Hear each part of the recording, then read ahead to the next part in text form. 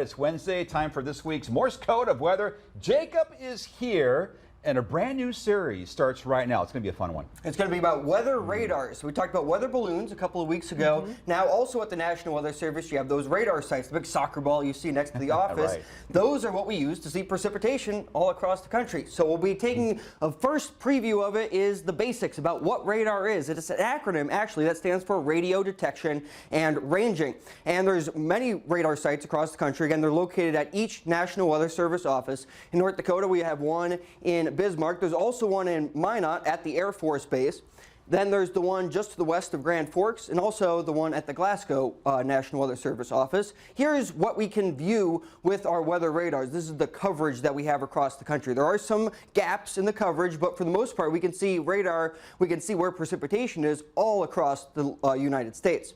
So the way that radar works, and because of the acronym, the radio, it sends out radio waves. And as those radio waves propagate into the atmosphere and interact with particles, those could be hydrometeors like rain, snow, hail, the radio waves bounce back to the radar. And the radar listens for those radio waves to be bounced back from particles and precipitation in the atmosphere, and that's how the radar picks up precipitation, determines how far away it is based on how long it takes for that radio signal to be transmitted out and then received back, as well as the intensity of the precipitation.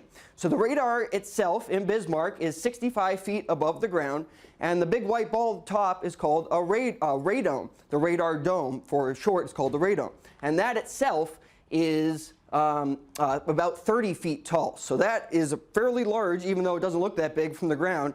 And we'll take a look inside the radome. We'll take the journey of how this radio wave gets up to there. So it all starts in this transmitter, which is known as a klystron, which has an oscillator in it that produces the radio frequency energy that's sent up to the radar to then be sent out into the atmosphere. The radio waves look like sine waves, and the size of these waves is based on the frequency that the radar is outputting.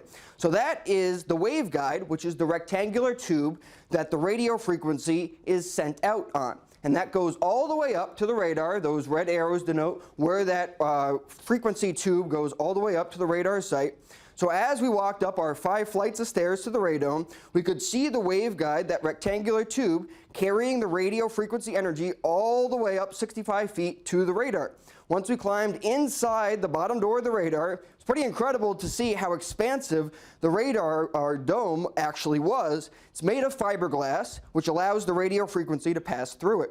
The metal dish, which is what the radar is actually sent out on, is 28 feet wide, and we're still following that rectangular waveguide tube that brings the radio waves to the front of the dish. In front of the dish is a feed horn where the waveguide ends. This shoots the radio waves against the dish focuses the energy and sends it out into the atmosphere. When the signal bounces off precipitation and is returned to the radar, the dish focuses this energy, goes back to the feed horn where it is sent to the transmitter to be interpreted. Keep in mind that when the radar is in use, this dish is spinning to get a 360-degree picture of the atmosphere. And despite its size, the dish itself can actually be pushed when it's not in operation, which you can see me doing here. We'll talk more about exactly how that radar dish can be moved a little bit later on next week. But we want to go over to Chauncey Schultz now, a meteorologist at the National Weather Service, and he'll explain more in detail exactly how those radars work.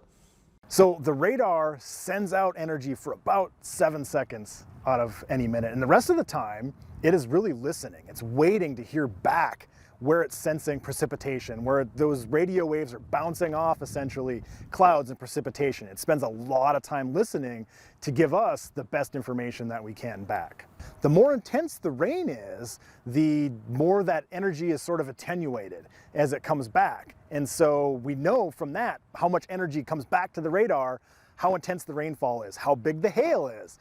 That's all determined based on how much energy in that wave-like frequency, the radio frequencies essentially, that come back to the radar. So the radar data that comes back, of course, is in sort of a raw format. We have what we call the radar product generator. It's a processor, an algorithm, just like you might have a fiber optic cable, for example, that's feeding internet to your home. It's all different kinds of signals that have to get converted into usable data by a processor, by a computer. Same thing with the radar. We take all of that raw data and convert it into things that we know and can interpret as meteorologists. Happens at the radar product generator, which is located in our office in the Weather Service, that turns the data into imagery that we're accustomed to seeing on our weather apps, seeing on the TV, and that we watch as meteorologists in our office. That data is simultaneously fed to our what we call advanced warning information processing system in the Weather Service, and it's also simultaneously distributed everywhere. So it's an immediacy. Once the radar data is collected after that couple of minutes,